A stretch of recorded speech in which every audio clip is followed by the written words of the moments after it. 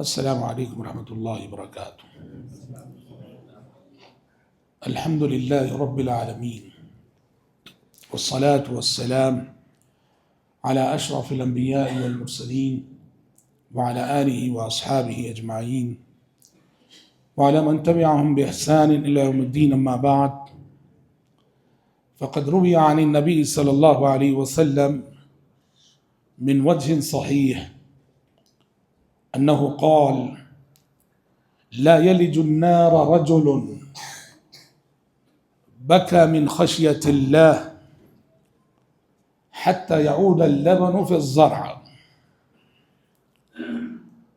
ایک چھوٹی سی حدیث میں نے آپ کے سامنے پڑھی ہے، مگر اس حدیث میں جو بات بتائی گئی ہے بہت بڑی ہے۔ ایسی بات ہے کہ اگر اس پہ ہم عمل کریں اور اس پر عمل کرنے کو زندگی کا معمول بنائیں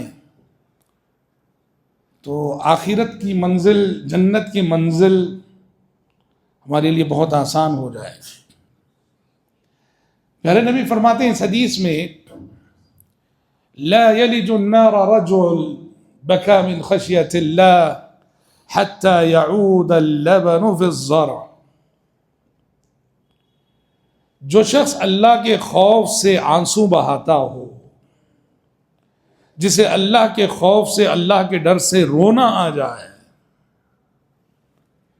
وہ اس وقت تک جہنم میں جا نہیں سکتا جب تک کہ جانور کے تھن سے نتھرا ہوا دودھ دوبارہ تھن میں واپس نہ چلا جائے۔ کیا مطلب ہے؟ جس طرح جانور کے تھن سے نتھرے ہوئے دودھ کا دوبارہ تھن میں واپس جانا ممکن نہیں، جس قدر یہ بات ناممکن ہے کہ جانور کے تھن سے نتھرا ہوا دودھ دوبارہ تھن میں واپس جائے، یہ جیسے ناممکن ہے اللہ کے خوف سے آنسو بہانے والے کا جہنم میں جانا بھی اسی قدر ناممکن ہے۔ کتنی بڑی بشارت ہے یہ، کتنی بڑی خوشخبری ہے یہ۔ ایک صفت ہے، رقت قلبی بولتے ہیں اس کو، بہت بڑی صفت، نرم دل ہونا، دل کا نرم ہونا، دل کا پسیج جانا، یہ بہت بڑی صفت ہے۔ آنکھ کبھی آنسو بہاتی ہے جب دل متاثر ہوتا ہے۔ دل اگر پتھر کی طرح سخت ہو جائے تو پھر آنکھ کو آنسو بہانا نہیں آتا۔ تو آنکھ کے آنسو اصل میں وہ دل کی علامت ہے، دل کی پہچان ہے، دل کی کیفیت کی دلیل ہے کہ اس دل میں خوف خدا ہے، اس دل میں اللہ کا ڈر ہے، اس دل میں اللہ کی معرفت ہے، اس دل میں سچا ایمان ہے، اس دل میں آخرت کا خوف ہے۔ اور یہ جو آپ صلی اللہ علیہ وسلم نے فرمایا بکا من خشیت اللہ، اللہ کے خوف سے آنسو بہائے، اس میں کون کون سے آنسو آ جاتے ہیں؟ بہت سارے آنسو اس میں آ جاتے ہیں۔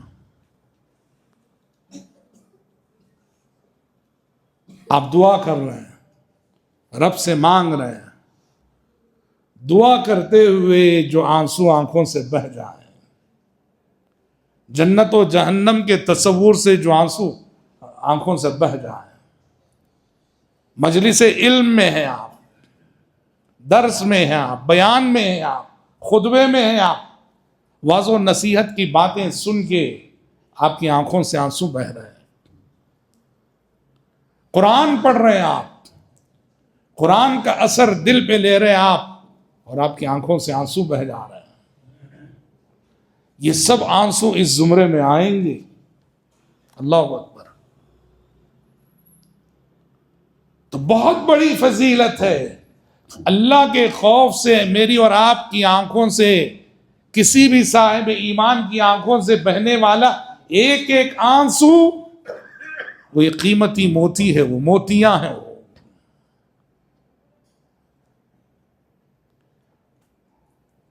آج کیا ہے، لوگوں کے دل سخت ہو گئے۔ کس کے دل؟ اس بولنے والے کا دل بھی سخت ہے، سننے والوں کے دل بھی سخت ہے۔ رقت قلبی بہت ناپید ہے آج سماج میں، معاشرے میں۔ ہم نے سعودی عرب کی زندگی میں دیکھا، وہاں کی ربانی علماء کو ہم نے سنا، بعض حدیثیں پڑھتے ہوئے سناتے ہوئے ان سے رہا نہیں جاتا، آنسو بہہ جاتے ہیں، رونے لگتے ہیں۔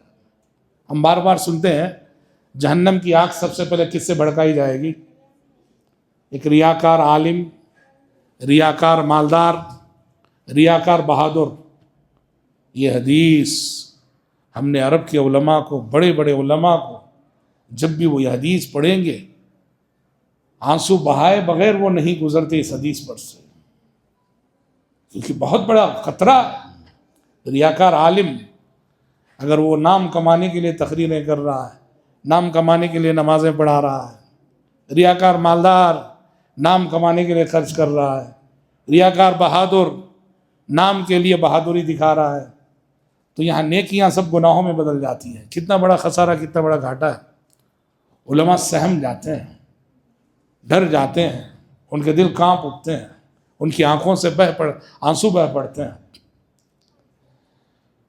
اخلاص کے آنسو کیا ہیں؟ اخلاص کے آنسو تنہائی کے آنسو۔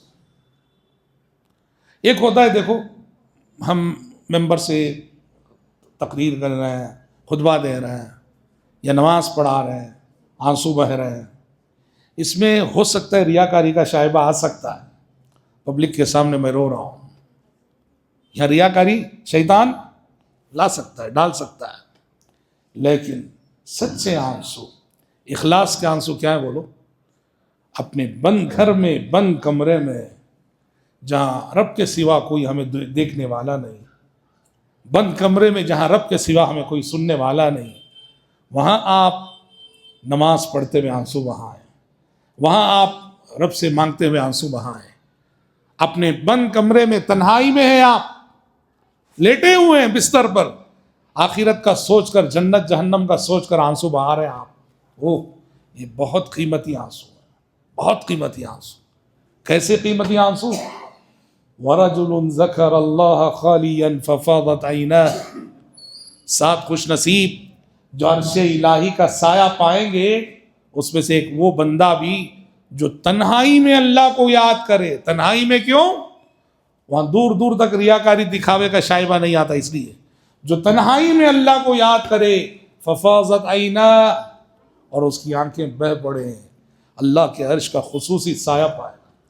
تو محترم بھائیوں، یہ حدیث ہمیں ایک بہت بڑے عمل کی ترغیب دلاتی ہے، وہ یہ ہے مجالس علم میں یا اپنی عبادتوں میں، اپنی دعاؤں میں، قرآن کی تلاوت کے موقع پر اس کا اثر ہمارے دل پہ لینا چاہیے، اور وہ اثر آنکھ کے آنسوں کی شکل میں ظاہر ہونا چاہیے۔